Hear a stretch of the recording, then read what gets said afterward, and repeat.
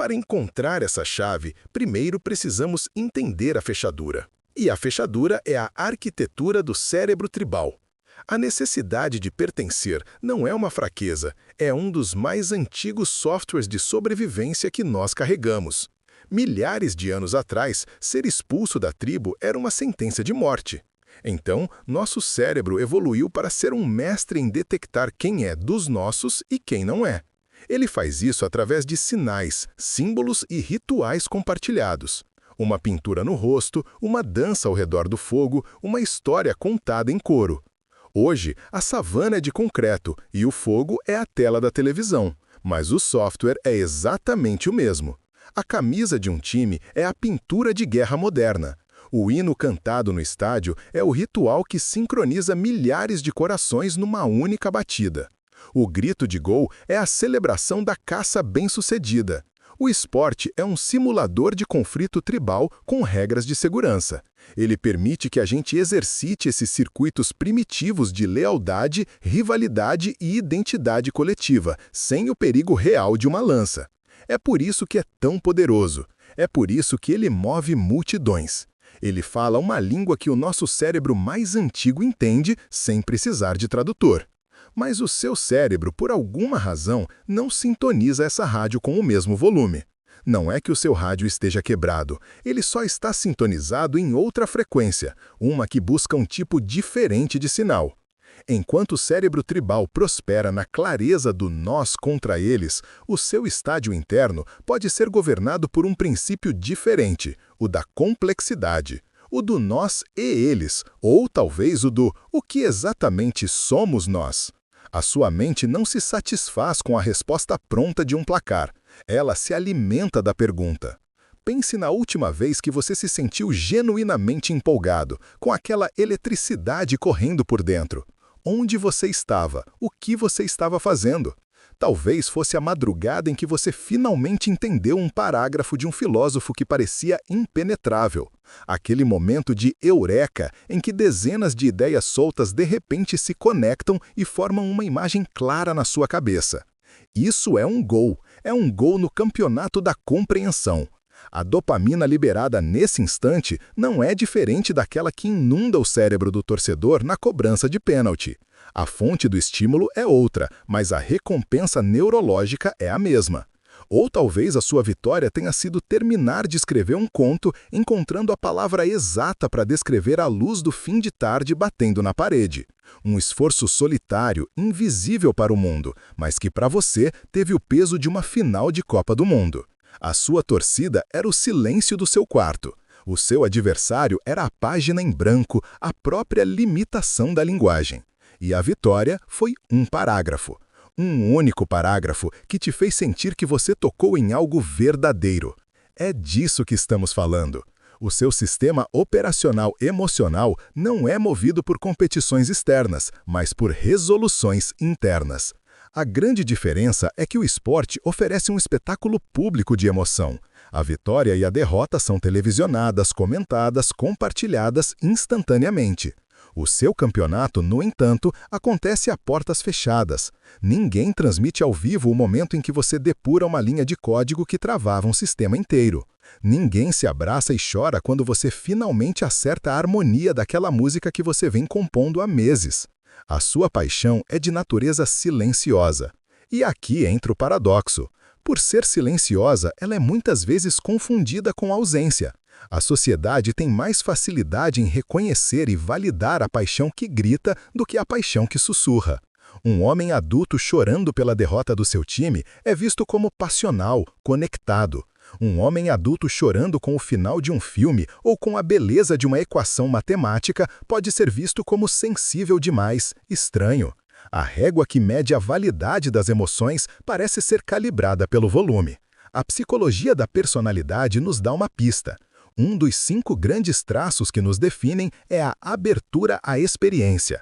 Pessoas com alta pontuação nesse traço tendem a ser mais curiosas, criativas e atraídas por ideias abstratas, pela arte, pela complexidade e pela nuance. Elas não veem o mundo em preto e branco, elas se sentem em casa, nos tons de cinza. O esporte, em sua essência, é uma celebração do resultado binário, ganhou ou perdeu. passou ou não passou, dentro ou fora. É uma narrativa de certezas. Uma mente com alta abertura para a experiência pode sentir uma espécie de alergia a essa simplificação. Ela anseia por histórias onde o vilão tem motivos compreensíveis, onde a vitória é agridoce, onde o final não resolve tudo, mas abre novas perguntas. Não se trata de intelecto, não é sobre ser mais inteligente. É sobre ter um apetite narrativo diferente. É como preferir um prato complexo, cheio de camadas de sabor que se revelam aos poucos, em vez de um prato simples e imediatamente satisfatório. Nenhum é melhor que o outro, são apenas experiências diferentes.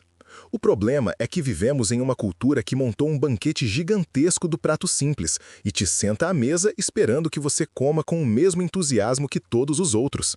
E quando você não consegue, a culpa recai sobre o seu paladar e não sobre a variedade do cardápio. E essa culpa é um veneno sutil. Ela te faz acreditar que a sua incapacidade de se conectar com a euforia do esporte é uma falha sua, uma espécie de daltonismo emocional. Você vê as cores, mas não sente o que os outros sentem. Então, você aprende a fingir. Você desenvolve um repertório de reações socialmente aceitáveis. Um uhul no momento certo, um lamento ensaiado, um conhecimento superficial sobre os principais times para sobreviver à conversa do cafezinho. Você se torna um ator de método em um palco que não escolheu. O problema é que cada uma dessas performances, por menor que seja, cobra um pequeno pedágio da sua energia psíquica. É o esforço constante de traduzir a sua linguagem nativa, a linguagem da introspecção, da análise, da criação silenciosa, para o dialeto dominante da paixão coletiva. E essa tradução é sempre imperfeita. É como tentar descrever a complexidade de um romance de Dostoiévski usando apenas emojis. Algo fundamental se perde no caminho. Você consegue comunicar o resultado. Foi bom, foi intenso, mas nunca a profundidade da experiência. O que quase ninguém percebe é que o seu estádio interno tem suas próprias temporadas, seus próprios clássicos e suas próprias torcidas organizadas de um homem só. A sua pré-temporada pode ser os meses que você passa pesquisando obsessivamente um novo hobby, seja marcenaria, astronomia ou a história da dinastia Ming. É o acúmulo de conhecimento, a preparação do terreno. O campeonato começa quando você finalmente põe a mão na massa, quando o projeto toma forma. Cada obstáculo é um adversário. O bug no código, que parece invencível, é o zagueiro implacável. A dificuldade de encontrar a cor exata para uma pintura é o goleiro que defende todas as bolas. E a sua torcida não está nas arquibancadas. Ela é a voz interna que oscila entre o incentivo e a dúvida. E o gol? O gol é aquele momento de fluxo, aquele instante mágico em que o tempo desaparece e você e o seu trabalho se tornam uma coisa só. É a solução que surge às 3 da manhã. É a frase que se escreve sozinha. É a peça que encaixa com um clique satisfatório. A emoção desse gol é tão real, tão visceral quanto a de um estádio lotado. Mas ela tem uma característica diferente. Ela é cumulativa e ressonante. A alegria de um gol no futebol é explosiva e, em grande parte, passageira. Ela pertence àquele momento. A alegria de uma descoberta interna, de uma criação bem-sucedida, não desaparece. Ela se integra a você. Ela se torna parte da sua identidade. O código que você depurou, o texto que você escreveu, o conceito que você entendeu, eles se tornam novas ferramentas na sua caixa, novas lentes através das quais você vê o mundo. É uma vitória que continua dando frutos muito depois do apito final. Aqui, a dinâmica se inverte. No esporte, a identidade é emprestada do time. Nós ganhamos, nós perdemos. Você se funde a uma entidade maior. No seu estádio interno, a identidade é forjada. Você não pega emprestado, você constrói. Cada projeto concluído, cada problema resolvido é um tijolo a mais na estrutura de quem você é. É um processo mais lento, mais árduo e infinitamente mais pessoal. Por isso, a derrota também dói de um jeito diferente. Quando seu time perde, você compartilha o luto com milhões. É uma tristeza diluída na comunidade. Quando seu projeto pessoal falha, o luto é solitário. O peso recai inteiramente sobre os seus ombros.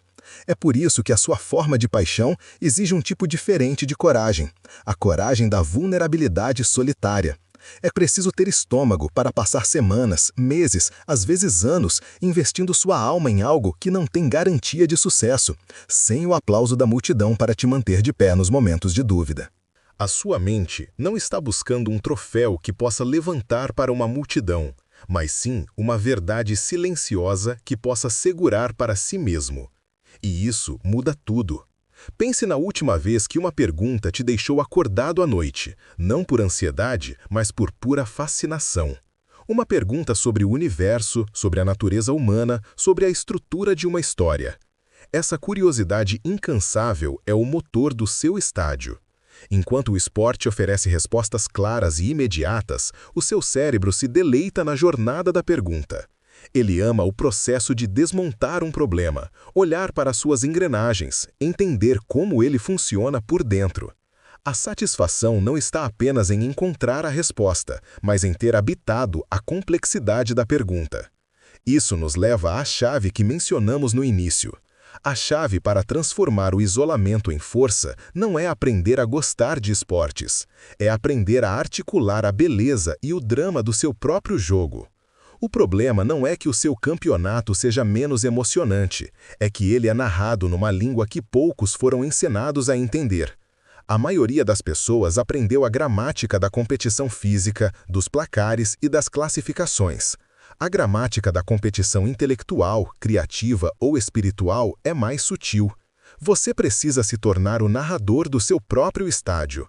Isso não significa se gabar de suas conquistas. Significa encontrar metáforas e histórias que traduzam a emoção por trás do seu esforço.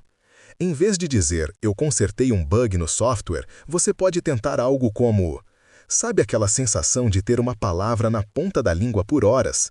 Eu passei 3 dias caçando um erro minúsculo, invisível, que estava travando tudo. E hoje, finalmente encontrei. Foi como encontrar a chave certa para uma porta que estava emperrada há muito tempo. Percebe a diferença? A primeira versão, consertei um bug, descreve um fato. A segunda descreve uma jornada emocional. Ela convida a outra pessoa a acessar uma emoção análoga em sua própria experiência, a frustração de quase ter algo, seguida pelo alívio da resolução. Você não está falando de programação, está falando de uma experiência humana universal. Você está traduzindo o placar do seu estádio interno para uma língua que todos podem sentir. Essa tradução é a sua ponte, é o que transforma o vidro invisível em uma janela com uma vista fascinante. Quando você aprende a articular a paixão por trás de seus interesses, as pessoas não veem mais um não-torcedor. Elas começam a ver um arquiteto de mundos, um explorador de labirintos mentais, um caçador de beleza sutil. Elas podem não entender os detalhes técnicos do seu campeonato, mas elas entenderão o brilho no seu olho quando falam sobre ele. E o brilho no olho é uma linguagem que transcende qualquer tribo. Isso nos leva ao verdadeiro poder que se esconde nesse seu traço de personalidade. A sua aparente desconexão da paixão de massa não é uma desvantagem, é um superpoder de observação. Enquanto todos estão com os olhos fixos na bola, você está livre para ver o resto do campo. Você vê a dinâmica da multidão, a linguagem corporal dos jogadores no banco, a arquitetura do estádio, a forma como a luz do sol se projeta na grama. Você não está preso à narrativa principal. Você tem a liberdade de ler as notas de rodapé da realidade. Essa capacidade de manter uma distância emocional do frenesi coletivo te dá uma clareza que é rara. Você é o observador calmo no meio da tempestade. Isso te torna um excelente solucionador de problemas, um amigo que dá conselhos ponderados em vez de reações inflamadas, alguém que consegue ver o sistema por trás dos sintomas. O seu cérebro não foi projetado para se juntar ao coro imediatamente. Ele foi projetado para perguntar: que música estamos cantando e por quê? Portanto, da próxima vez que você se encontrar naquele churrasco de domingo, sentindo o início daquela solidão familiar, tente um novo exercício. Em vez de se sentir como a peça errada, veja-se como um antropólogo. Observe com curiosidade. Aprecie o espetáculo da conexão humana que o esporte proporciona, como quem aprecia uma forma de arte que não é a sua preferida, mas cuja beleza e poder você pode reconhecer. Não há nada de errado com o estádio deles. E mais importante, não há absolutamente nada de errado com o seu. O seu estádio interno não é um refúgio contra o mundo, é a sua oficina para entendê-lo. Os livros que você lê, os problemas que você resolve, a arte que te comove, tudo isso são ferramentas que você afia em silêncio. Ferramentas para construir uma vida com um tipo diferente de profundidade. Uma que não depende do placar do próximo jogo, mas da contínua e fascinante partida que acontece dentro de você. A sua paixão não é menor, ela apenas ecoa em uma câmara diferente.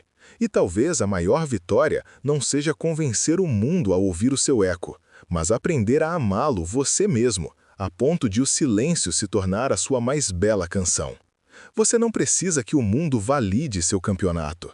A sua Copa do Mundo é vencida no exato momento em que você percebe que o único troféu que importa é a pessoa que você se torna ao final do seu próprio jogo. Se essa jornada para dentro do seu próprio estádio te trouxe um pouco de clareza ou alívio, considere se inscrever no canal. Nós não oferecemos respostas fáceis, mas sim mapas melhores para territórios complexos como este. E para te ajudar a começar a narrar o seu próprio jogo, eu preparei um pequeno guia em PDF com 3 perguntas simples para te ajudar a traduzir suas paixões silenciosas. É um exercício de 5 minutos que pode mudar a forma como você se apresenta ao mundo. O link está no primeiro comentário fixado. É um presente. Entender a si mesmo é o primeiro passo. Mas e quando seu jeito quieto e observador é confundido com julgamento ou até mesmo arrogância? Existe uma forma de navegar por essas interações sociais sem precisar se justificar o tempo todo? E a chave para isso está em um erro sutil que quase todos nós cometemos ao tentar explicar nosso mundo interior. Mas isso é uma conversa para o nosso próximo encontro.